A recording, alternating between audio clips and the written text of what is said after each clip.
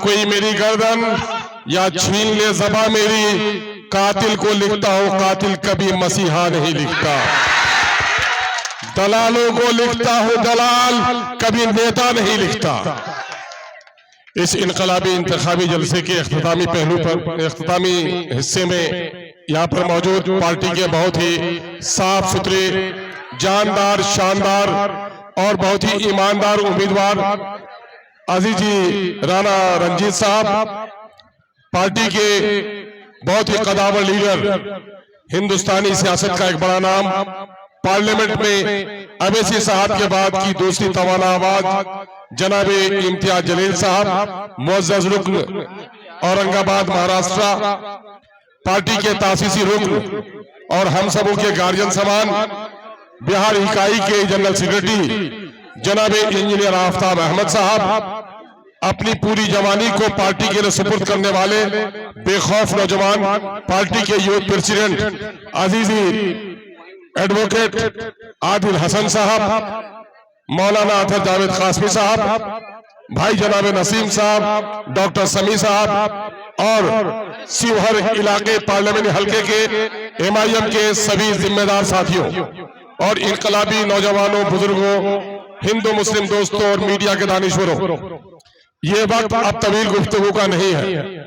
मैं चंद दिनों से जो इस इलाके में कयाम रखता हूँ, गलियों में, शहरों में, कस्बात में और जलसों में जो शामिल हुआ हूँ, नौजवानों में जोश और खरोश है और बूढ़ों को जो एतमाद है, हम समझते हैं कि हमें पुख्ता एतमाद होने लगा है कि दुश्मन विपक्षी चारों खाने चित हो गए हैं और रंजीत की जीत यकीनी हो गई है।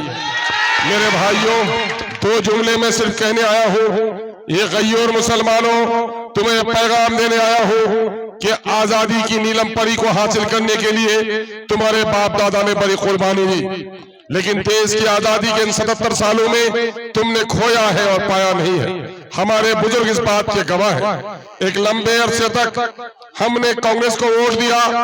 सच्चर कमेटी और नगनाथ मिश्रा कमीशन कहती है कि मुसलमानों की हालत दलितों के बराबर हो गई है। दूसरी तरफ बीजेपी ने मुल्क में न सिर्फ मंदिर मस्जिद का झगड़ा पैदा किया, बल्कि हिंदू और मुसलमानों में वो नफरत की आग लगाई है जिससे आज पूरा देश झुलस रहा है। यकीन जानो मेरे हिंदू साथियों, यकीन जानो मेरे मुस्लिम साथियों, सदियों से इस मुल्क में हिंदू रहता है, सदियों से मुसलमान भी रहता है। सदियां लड़ाई होंगी, फिर भी एक दूसरे को कोई खत्म नहीं कर पाएगा। न हिंदू खत्म होगा कभी, न मुसलमान खत्म होगा। लेकिन मोदी ने हिंदू और मुसलमानों में जो नफरत की आग लगाई है, इससे हिंदुस्तान बर्बाद हो जाएगा। अगर देश को बचाना है तो मोदी को गद्दी से उतारना है। और मोदी के सामने में आज हक बात कहने वाला एक ही लीडर है जिसको दुनिया बैरिस्टर असदुद्दीन अवैसी के नाम से जानती है। नौजवानों, ये बताओ कि बैरिस्टर असदुद्दीन अवैसी जब पार्लियामेंट में बोलता है, जब टीवी में मुज़ाकरे करता है, तुम्हारा सीना फख्र से चौड़ा होता है कि नहीं होता? तुम्हारी गर्दनें ऊंची होती कि नहीं होती? तुम बैरिस्टर असदुद्दीन को ताकत देना चाहते हो कि नहीं देना चाहते हो?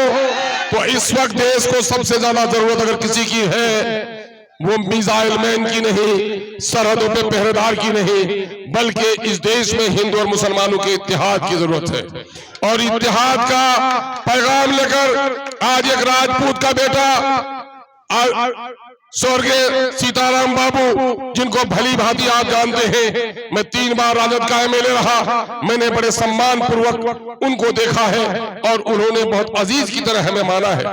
हम आज उसके बेटे को आपके दरमियान में पाकर इस बात को महसूस करते हैं कि पिता का जो संस्कार था बेटे पे उतर आया है। और आज अब रंजीत के दिल पर और सीने में बैरिस्टर असदुद्दीन अवैसी की रूह निकल कर आई है कि बेखौफ हिंदू और मुसलमानों के इत्तेहाद और जुल्म के खिलाफ वो आवाज लगा रहा है। ये बेहतरीन मौका है मुसलमानों। मुसलमानों, तुमने सबको वोट दिया, तुमने लालू जी को अपने कंधे पर बैठाकर तख्त पर बैठाया है, लेकिन आज लालू जी का बेटा तेजस्वी यादव ये कह रहा है कि मैं माई को नहीं जानता, मैं ए टू जेड को जानता हूं। अब मुसलमानों को उनकी जरूरत नहीं है।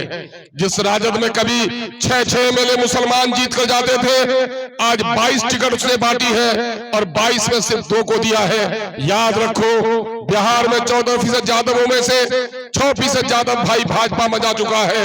8% यादवों की बुनियाद पर पार्टी चला रहे हैं वो, और 9 यादवों को टिकट दिया और 18% मुसलमानों को 2 टिकट देकर मुसलमानों तुमको उसने औकात बता दी है। और तुम्हारा फरीजा है कि तुम भी अपने वोट के जरिए से ऐसी जालिम पार्टियों को उसकी औकात बता दो। तो यह औकात बताने के लिए एमआईएम तुम्हारे दरमियान में आई है। एक राजपूत के बेटे ने बैरिस्टर सैयद अवैसी को लीडर माना है, और यकीन जानो जिस जमात का कोई लीडर नहीं वो जमात तबाह बर्बाद होती है। जिस कश्ती का कोई मल्लाह नहीं उस कश्ती को गर्क होने से कोई नहीं बचा सकता। हिंदुस्तान में मुसलमानों का अलमिया यह है कि इसने ऐरे गैरों को लीडर माना, लेकिन अपने लीडर को लीडर तस्लीम नहीं किया। बैरिस्टर सैयद अवैसी अपनी क़यादत को लेकर आया है। यकीनन आज हिंदू मुसलमान इत्तेहाद की जितनी जरूरत है उतनी ही मुसलमानों को अपनी क़यादत की जरूरत है। मुसलमानों की क़यादत खड़ी करनी है तो तुम्हें हिंदू मुसलमान इत्तेहाद का परचम लहराना पड़ेगा। और मैं मुबारकबाद देता हूं, इसमें मुसलमान उतना कदम आगे नहीं बढ़ा सका। आज बहुत सारे नकोरे मुसलमान हैं, बहुत सारे ऐसे लोग हैं मुनाफिक जिसको एमआईएम का नाम सुनकर ही उनके पेट में ऐंठन होती है और वो एमआईएम को आज तस्लीम करने के लिए तैयार नहीं है। लेकिन मुबारकबाद हो कि रंजीत ने 2 कदम आगे बढ़ाकर आज एमआईएम का टिकट अपने गले पर डाला है। ऐ मुसलमानों, सियासी तौर पर आप पर वाजिबा है कि इस राजपूत के बेटे को अपने सीने से लगाकर इनको कामयाबी से हमकनार करो। अगर आपने हिंदू मुस्लिम इत्तेहाद के इस मौके को गंवा दिया तो फिर चिल्लाओगे, मुत्तहिद हो तो बदल सकते हो निजाम आलम को, मुंतशिर हो तो मरो, फिर शोर मचाते क्यों हो। यकीन जानो, रिश्तेदार अमीर हो, कबीर हो, दौलतमंद हो, मामू खालू फूफा एक बार इंतकाल हो जाए बच्चा यतीम नहीं होता है।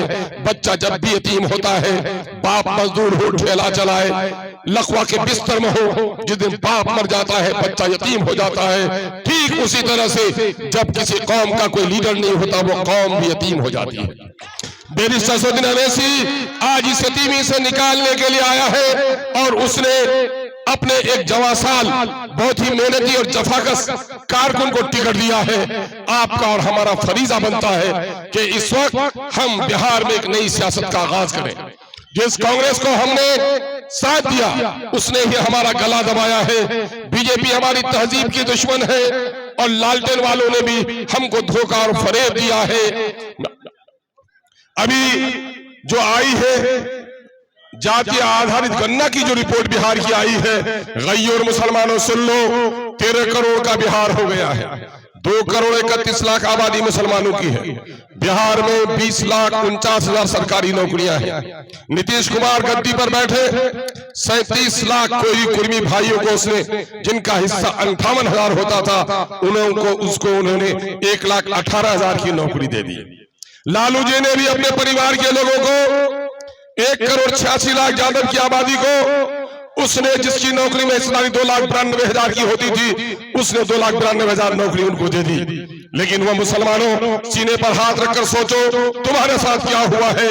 तुम्हारी आबादी के एतबार से सरकारी नौकरी में तुम्हारी हिस्सेदारी 3,68,000 होती है और 3,68,000 की जगह पर सिर्फ 1,73,000 नौकरी देकर तुमको उसने फाकाकस, गरीब और पलायन मजदूर बनाने पर मजबूर किया है। इसमें राजद, जदयू, कांग्रेस, भाजपा सब शामिल है। तुम्हारा कोई भी हमदर्द नहीं है। अपने मन में डूब के पा जा, तू सुराग़े जिंदगी, तू नहीं बनता मेरा न बन, अपना तो बन। एमआईएम यही पैगाम देने के लिए आई है। अक्सर सुनते हो कि खुदा ने आज तक उस कौम की हालत नहीं बदली, न हो जिसको ख्याल आप अपनी हालत के बदलने का। ये शायराना मिसरे नहीं है, ये कुरान मुकद्दस की आयत का तर्जुमा है। औज़ु बिल्लाहि मिनश शैतानिर रजीम, बिस्मिल्लाहिर रहमानिर रहीम। इन्नल्लाह ला युगय्यिरु मा बिक़ौमिन हत्ता युगय्यिरु मा बिअनफुसिहिम। बिलाशुबा खुदा उस कौम की हालत नहीं बदलता जो अपनी हालत को बदलने के लिए तैयार नहीं हो। अगर अपनी हालत को आज बदलने के लिए तैयार हो अगर बदलने को तैयार हो, जात पात की मुनाफरत मिटाने के लिए तुम्हारा इस मुल्क में मबूस किया गया है। हम सिर्फ एक खुदा के मानने वाले नहीं हैं, हम जितने सदाकत के साथ एक खुदा को मानते हैं, उतनी ही सदाकत के साथ सारे इंसानों को एक ही आदम और हव्वा की औलाद मानते हैं। हम मजहब की बुनियाद पर किसी नफरत नहीं करते। इस पैगाम को अगर मुल्क में आम करना है तो ऐसे हिंदू भाई जो फिरका परस्त नहीं है, जो लोग सेकुलर मिजाज रखते हैं, उसको गले लगाना पड़ेगा। आज भी इस देश में अदालत में बैठे हुए लोग, आज भी इस देश में हिंदू समाज का एक बड़ा हिस्सा सेकुलर है।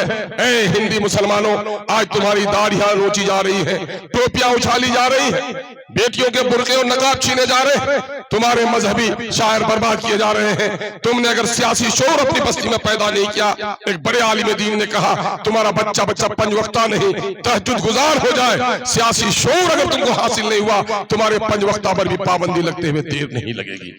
इसलिए सियासी शोर पैदा कीजिए, वक्त के इस तकाजे को समझिए। बैरिस्टर सैफुद्दीन अवैसी ने यह कहा है कि गर्दन झुका के जियोगे तो जी लोगे, लेकिन याद रखना तुम्हारी नस्लों से गुलाम जन्म लेगा। गर्दन उठा के जियोगे, गर्दनें कटेंगी सही, लेकिन तुम्हारी नस्लों से सरदार जन्म लेगा। याद रखना, ये वोट नहीं है, ये वोट तलवार है। तुमने अगर किसी ईमानदार सिपाही को दिया तो तुम्हारे गर्दनों की हिफाजत होगी, तुम्हारे आबरू की हिफाजत होगी। अगर तुमने किसी बेईमान और जालिम को दिया तो तलवार भी तुम्हारी होगी, गर्दन भी तुम्हारी काटी जाएगी। 77 सालों तक यही हुआ है। वोट अमानत है।